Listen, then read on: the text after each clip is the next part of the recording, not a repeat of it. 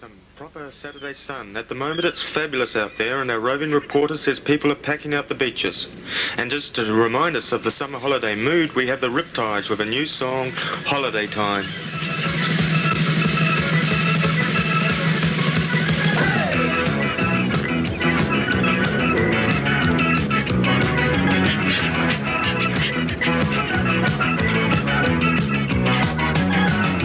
Gotta make up your mind, you're gonna go up, but you're gonna go there. And you're the one that tries to tell me what's the king and the wall is ground. You try to tell me that, you try to tell me that, got the one and only inside story. You try to tell me that, you try to tell me that, all that, give me that power and glory. And you think my soul's for sale, you think I'm firewood. I'm gonna rest and watch you don't believe it. Rest always back in the light. Holiday time, leave behind you say. Holiday time, leave behind you say. Holiday time, leave behind you say. Holiday time, leave behind you say. Holiday, holiday, holiday, holiday,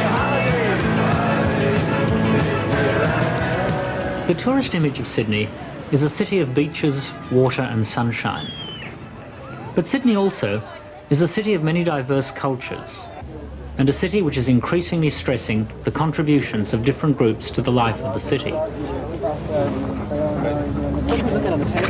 Oh, great. Mexico.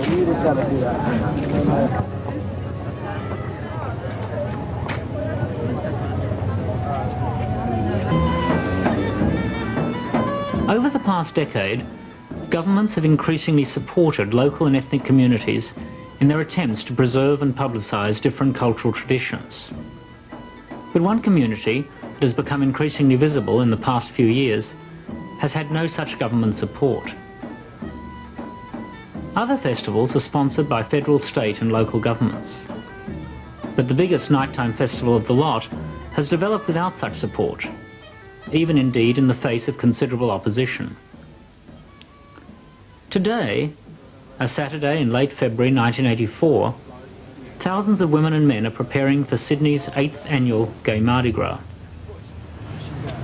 The Mardi Gras is perhaps the most important event for the gay community in Sydney. Tens of thousands of people, gay people, come not only from Sydney but from all over Australia to take part in the parade. And it's an outpouring of the creativity of the community in terms of costume and float design and all the other things that go into making the event perhaps the largest and biggest community festival of its kind in the country. So I suppose if we want to represent the gay community to our city, the Mardi Gras is the one event where we can do that.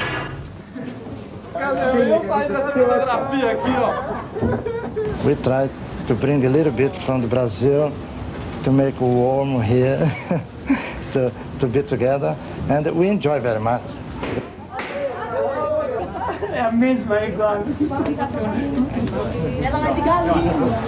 Essa é de galinha, galinha caricó, de branca.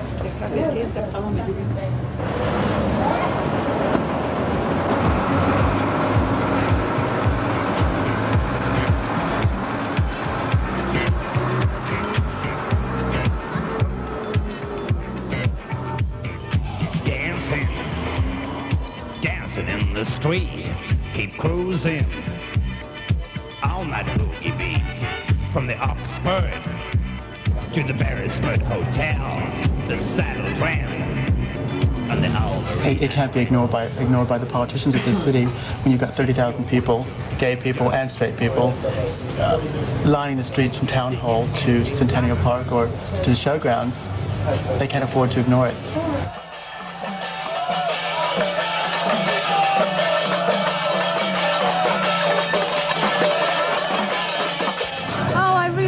Mardi Gras night, you know, like I think it's a incredibly joyous night, and I like the fact that we're for the first one of the few nights we're a majority on the street. Early in the evening, people start arriving at Sydney Square outside the Town Hall, the traditional gathering place for demonstrations and marches.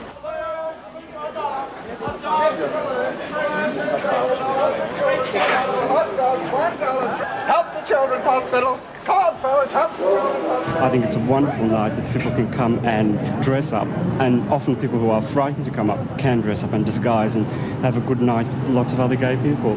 It's also a very political night at which 20, 30,000 people can come out in solidarity and flout the laws of the state, which makes us all criminals still. Keep dancing, move your body around, keep grooving with that boogie sound.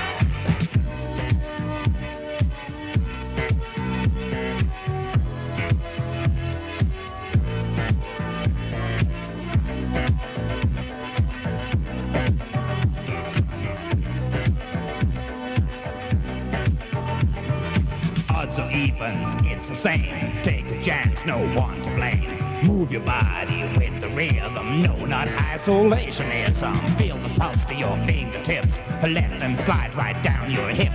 It's so easy. A lot of the groups that make up Sydney and give the town its character seem to believe, thankfully, that it's their duty to put on these great public shows, which all the citizens can enjoy. And you know, a little while ago was the turn of the Scots and the Dutch. In a few weeks' time will be the turn of the Irish. Tonight it's the turn of the homosexual community in Sydney. And people seem to have struck on the idea that the best way to breed tolerance and respect whilst still maintaining the differences is to give the rest of the community a great time. And that's what's happening tonight. The Sydney gay community are putting on a great show for Sydney. But the battle for tolerance and respect is by no means won. When the Mardi Gras Committee planned to use Sydney Square for entertainment before the parade, the Anglican Church, which partly controls the square, objected that homosexuality is patently an affront to the Christian conscience. After the intervention of the Anti-Discrimination Board, the objections were withdrawn. Even so, the Mardi Gras is now firmly established in the life of Sydney. Things were very different in 1978, when the first Mardi Gras ended in more arrests and violence than had been seen in Sydney since the Springbok tour of 1971. This was particularly ironic because the Mardi Gras was organised as a street party to attract people who were uneasy at taking part in political demonstrations. In 1981, the Mardi Gras was moved to late summer and has grown ever since.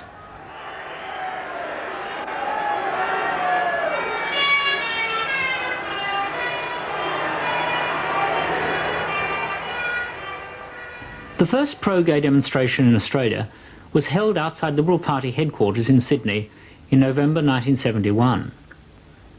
Perhaps the single most important aspect to the gay movement of the past decade has been the emphasis on coming out, on asserting one's homosexuality publicly as a way of combating stereotypes, ignorance and prejudice.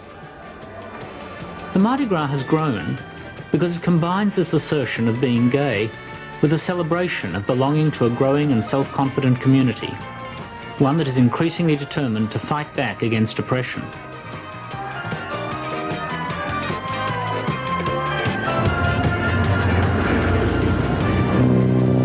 The pink triangle was the symbol used in Nazi concentration camps to identify homosexuals, and it has become the international symbol of the gay movement.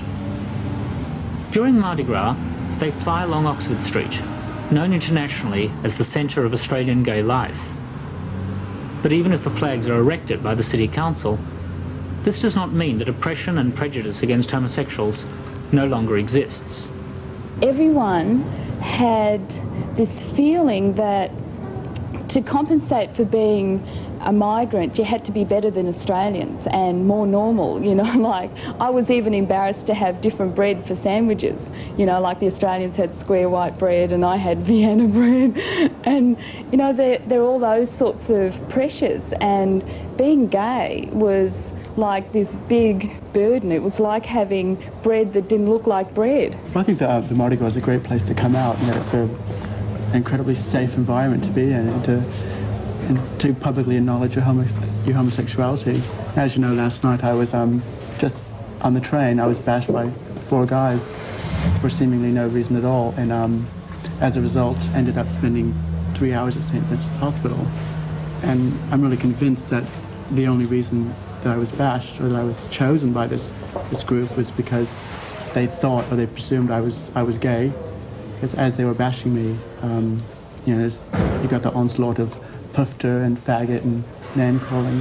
When I've worked with migrant women especially, there's this real fear, not only from parents but brothers and sisters that will sort of, and uncles and aunties and grandmothers that will not only sort of get to you emotionally but also physically. You know, like a lot of young women, especially say 17, 18, have been bashed up by their brothers because they dared to be lesbian or let them know that they were lesbian, and to pull them back into line. As we all know, homosexuality, even in private, is a criminal offence, and it's quite ludicrous to have this archaic law on the books. The penalty for rape today, fa la la la la la la la, is 7 years in Old Long Bay, fa la la la la la la la. But if you're really courting trouble, fa la la la la la la la, sleep with me, the term is double, fa la la la la la la. This year's Mardi Gras follows a year of conflict with government and police. Despite several private members' bills to decriminalise homosexuality, New South Wales, unlike Victoria, South Australia, Western Australia, the ACT and the Northern Territory, still regards homosexual behaviour, even in private and between consenting adults, as a crime. Early in 1983, a number of men were arrested in a Sydney bar for breaking this law, leading to large-scale protests.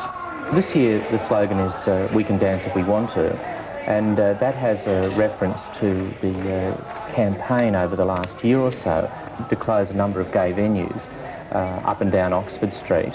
And it's also an expression of our determination to defend our lifestyle and to demonstrate that we think that, that our lifestyle is worthwhile and important.